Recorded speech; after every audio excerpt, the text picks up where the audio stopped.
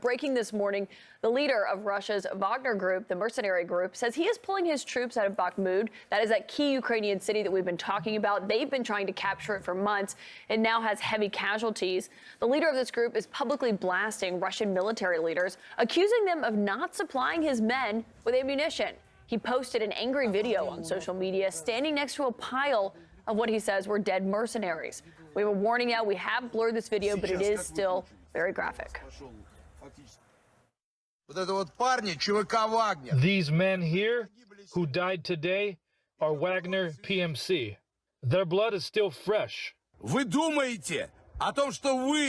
You think you are the masters of this life? You think you can dispose of their lives? You think because you have warehouses full of ammunition that you have that right?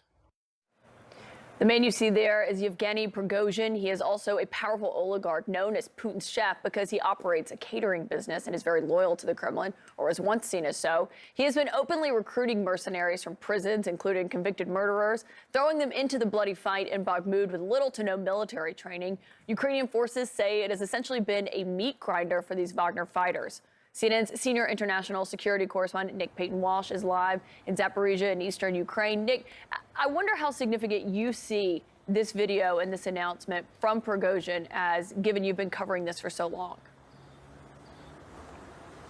Yeah, it is remarkable to hear this kind of open statement, and it's staggering to imagine that by the middle of next week, a group which has so publicly talked about the vital nature of the fight for Bakhmut, thrown thousands of lives of convicts, often with very little training or tactical awareness, into what, as you said, is the meat grinder, is now publicly telling the Russian Ministry of Defense and essentially Vladimir Putin that they're out by the middle of next week, just after the very important date in the Russian calendar of Victory Day on May the 9th. They're saying they're sort of sticking around to be sure that isn't, quote, spoiled.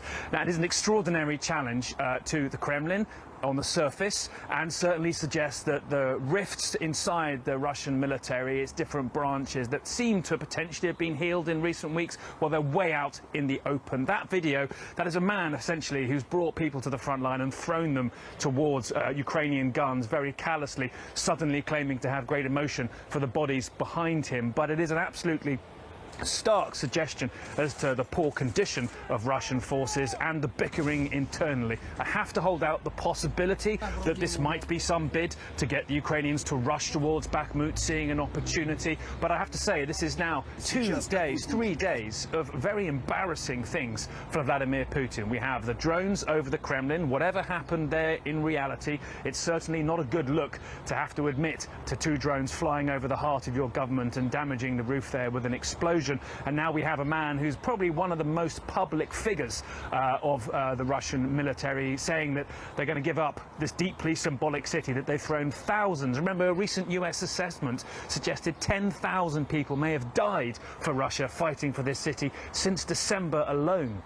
And now here they are saying all of that will come to nothing unless they get military shells that they believe Russia is somehow holding onto in its warehouses. It may also be they're running out of them. Kaitlan? Yeah, it's such a good point you make about how Prigozhin is now acting like he cares about their lives, about their well-being, when we've seen how they've been treated. And we should note, of course, Dmitry Peskov, the Kremlin spokesperson, not commenting, not confirming this so far. We'll see what they say this morning. Nick Paton Walsh, thank you for that report in Ukraine. Cities across Ukraine are bracing for another day of missile and drone strikes from Russia after that suspicious pre-dawn attack on the Kremlin. The sound of air raid sirens and repeated explosions sent people running for shelter in Kyiv on Thursday evening. And then there was this frightening scene in the capital.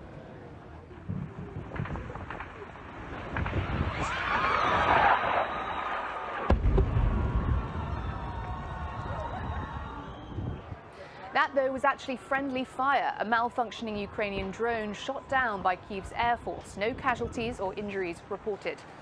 Meanwhile, Moscow now says that the US directed the drone attack on the Kremlin early Wednesday. Russia called it an assassination attempt against President Vladimir Putin. The US National Security Council spokesperson John Kirby dismissed the claim as ridiculous and lies.